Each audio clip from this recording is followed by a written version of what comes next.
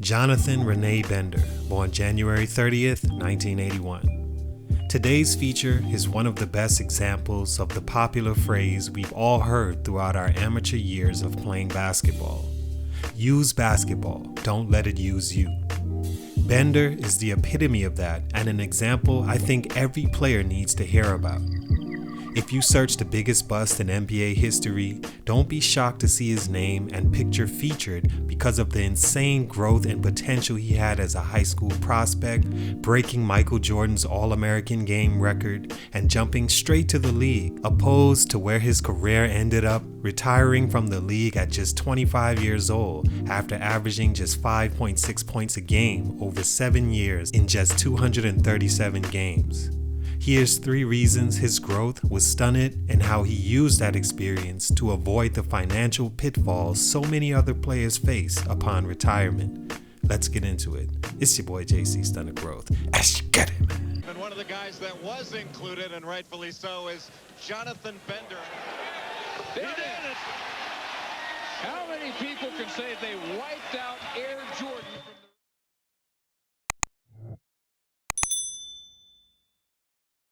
Bender is from the small town of Picayune, Mississippi, and became Mr. Basketball USA and the best player in his class up to that point.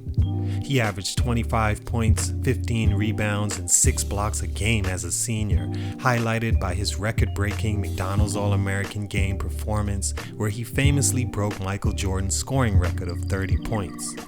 He was committed to Mississippi State, but after that game, it was a no-brainer that he should act on his unique NBA opportunity and bypass college. Stunt number 1, growth literally. The interesting thing about Jonathan Bender's stunted growth story is that there aren't many surface reasons for the downfall of his potential all-star career. Looking at him on paper, you quickly ask yourself, how could this player type fail? He was 6'11", long arms, high-motored, and super athletic, topped off with a sweet shooting stroke and natural competitiveness. Then watching him play, it jumps off the screen the ability he has, mismatches he creates on every single play, and the insane levels his career could have potentially reached almost surely. If you look at his specs versus Kevin Durant's, there really aren't much difference. I hate saying a player was another player before that other player, but I'll make an exception for Jonathan. He truly was KD before KD in where his career could have ended up and the position he could have filled over that time. But Bender would suffer a gift and a curse blessing in his youth that made him both able to leave from high school to the pros to the fastest demise of any player of his caliber and expectations. As a freshman in high school, Bender was a 6'3", springy athlete that prepared himself to play the guard positions. By his senior season, just a little over 2 years later, he grew to 6'11". Now he was literally a unicorn of a player that actually played center for most of his high school career to seamlessly transitioning to a wing player by his infamous All-American game. Bender himself sometimes wonders if that fast of a growth spurt maybe hurt him in the long run. Everything needs development. Some things need slow development to allow everything to grow and peak all together at the same time and produce optimum levels of long-term success. Growth in the human body is like that more times than not. Sometimes you get lucky and it works out, creating a Hall of Fame career. Sometimes you wound up bendering and out of the league 4 years after becoming legal to drink alcohol. Growth literally stunted Jonathan Bender's career in that he simply grew too fast. Stunt number 2, things crumbled. Injuries. They are literally the worst thing in sports and prevents countless athletes each year from seeing their potential meet reality. It's something that hasn't successfully been figured out since the beginning of time and most likely never will be. The body, as much as it can do, it's never been able to get younger or in some cases healthier once certain things happen to it. Jonathan Bender's body never fully recovered from his growth spurt as a youth, and as he kept getting older, putting more explosion and wear and tear, especially from playing in the NBA, it quickly had enough. As planned, Bender jumped straight to the league from high school and was the 5th pick in the 1999 NBA draft by the Toronto Raptors.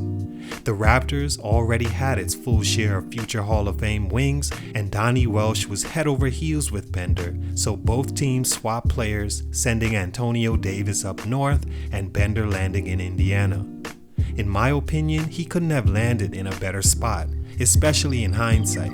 He was easily the most talented player on the roster from a potential, build, and natural gift standpoint, while at the same time not having to come in and be a superstar right out the gate, having Reggie Miller, Jalen Rose, and a few others that could take the pressure off him. That Indiana team in his rookie year was coming off a conference finals appearance, and in that very rookie season for Jonathan, they made the finals with Bender averaging just 2 points a game and pretty much nothing else. He played in just 24 games because immediately upon entering the league, his knees were done and never to recover again. He's never played a full NBA season and only made it past half the games 3 out of 8 times he played. His knee injuries had to have been one of the worst of any player knee injuries in that it was immediate, degenerative, and never got better no matter what he did or who he saw.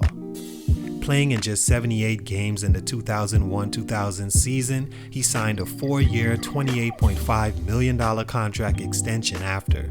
Talk about securing the bag. It was a career high for him, and the very next year, he played just 46, then 21, 7, and 2. He retired from the league the first time in 2006 after feeling like he was being stabbed in the knees every time he took a step, much less jumped. He averaged 5.6 points in 237 career regular season games to that point, and in 2005, he was named by Sports Illustrated as one of the biggest busts of all time. His knee injuries could definitely take credit for that, and had it not been for them, his growth may have not been stunted. Stunt number 3, longevity. It's just something that wasn't in the cards for Bender. Researching his story or paying attention to it play out back in the early 2000s, you understood how non-complex his reasons for not living up to expectations were. There's no real surface issues with Bender's game at all. In fact, barring injury, I really believe he could have been one of the best players in the league and become a possible Hall of Famer. He was that talented and presented that big of a mismatch on the court. But what I admire about Bender's story was that he didn't allow his situation to control his process of becoming what he was destined to be. Not every player has the chance to last 15, 20 years in the league, no matter how talented they are. He was unquestionably talented, but longevity just wasn't in the cards. During his time away beginning in 2006, he created a sports product that could potentially help other players in his situation and saw great success when it hit the market. Seeing the potential in what his business mind could do, he jumped fully into that world just as he'd always envisioned anyway since a child. The product was developed to release pressure on the knees, redirecting it to the parts of the body more suited to handle it.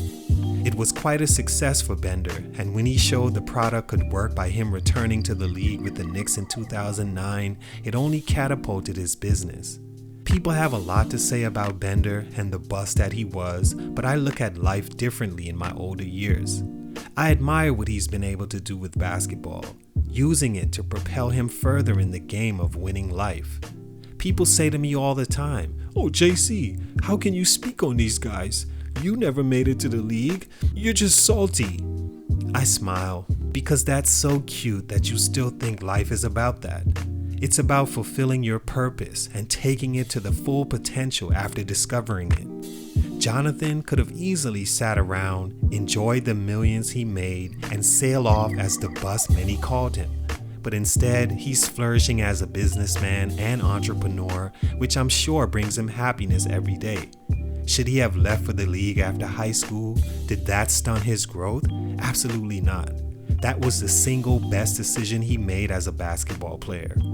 As said earlier, he began having knee injuries from his first season in the NBA. Imagine had he went to college for a year or two and didn't produce enough to leave after just year one, like let's say Felipe Lopez, or gotten injured then. He made a great decision leaving. It's just injuries and a few other things out of his control took a hold of his body and redirected his goals.